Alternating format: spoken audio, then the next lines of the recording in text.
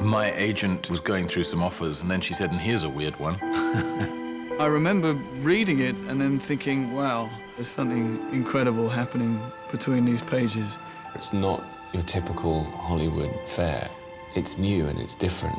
And reading the script, it made absolute sense. Make a film of it with a group of actors playing several parts. Oh, this is going to make a heck of a dinner party story. Initially, I was going to get to play 2 different parts, and then they said, now you're going to play 3 parts, and then 4 parts, and then 5, and now I'm playing 6 different characters. And it puts you in a slightly woozy, dreamlike space because it's expanding your mind in some way. It's just this highfalutin piece of art. After reading it, I didn't have any questions. I didn't have any questions. It made sense to you? No.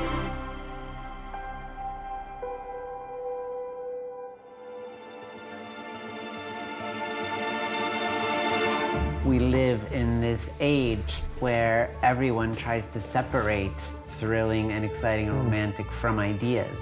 It's like some kind of violation that if you're making it exciting, then the ideas are somehow not worthy of being considered. As we say in Germany, we have the separation in I and U, which basically means serious or entertaining, never both. I remember looking at my co-directors and saying, I can't believe we're actually going to make this movie. I mean, you don't get to make experimental, big-budget movies. Welcome to Neo Soul. So much of the movie, thematically and in the book, is about this transcending of boundaries. And we thought that it would be neat to try to transcend time and space and storytelling and genre. There's a thriller. An escape movie. You know, dystopian future. Film noir. Period films. Science fiction. Comedy, really. You've already eaten your pudding! It's 6 stories set in vastly different periods. On one page, you'd go from 1851 to 1974 to, you know, a bit of the Road Warrior. These lunatics who made The Matrix are making this enormous film, and they're offering you 6 evil cameos. So I took a look at it. I genuinely would have played a donkey in this movie because I was so excited about what they were just trying to achieve. It's a hugely brave task to take it on. Action! It's exciting in every way, and it hasn't been done before. It's not just another film. It's really quite challenging. Challenging is a modest estimate of it. Logistically, it's really difficult. It's like 6 books, all intermingled in one story. If one crew shot it, you'd be doing it for 7 months. We had to do something different in terms of being able to put the pieces together. The best idea was that Tom was going to do 3 stories, Lana and Andy do 3 stories. And then how that works and how you make that work was very complicated. When I found out that it was going to be 2 directing teams, 2 units, I thought, wow, well, I don't know how that's going to work, but I trust that it's going to work.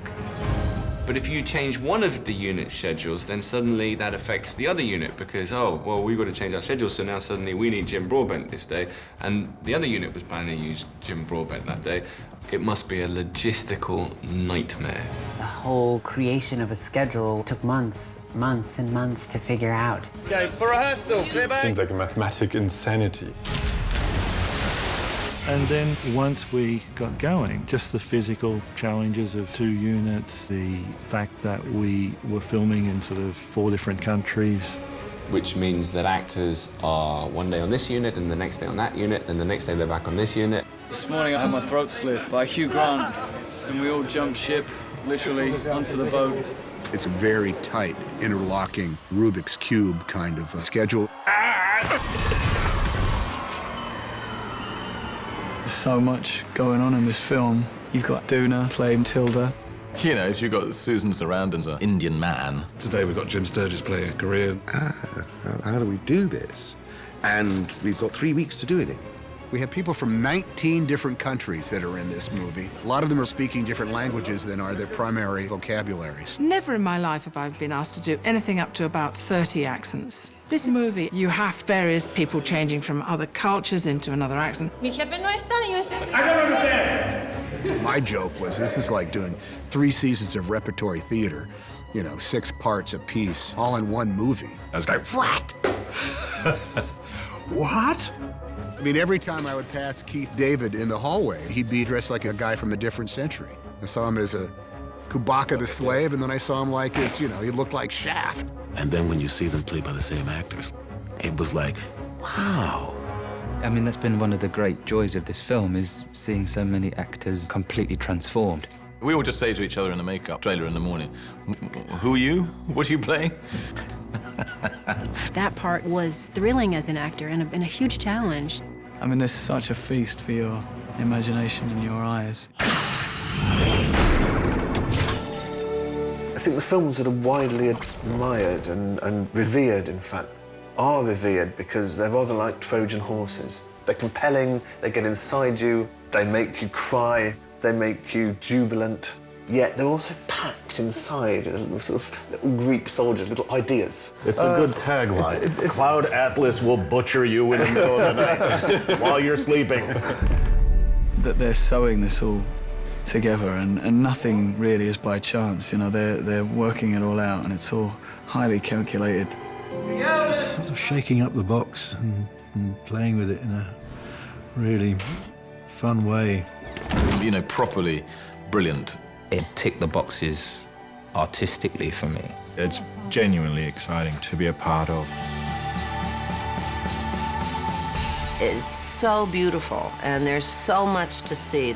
Spine-tinglingly epic and moving. I don't think you could ever be bored for a second.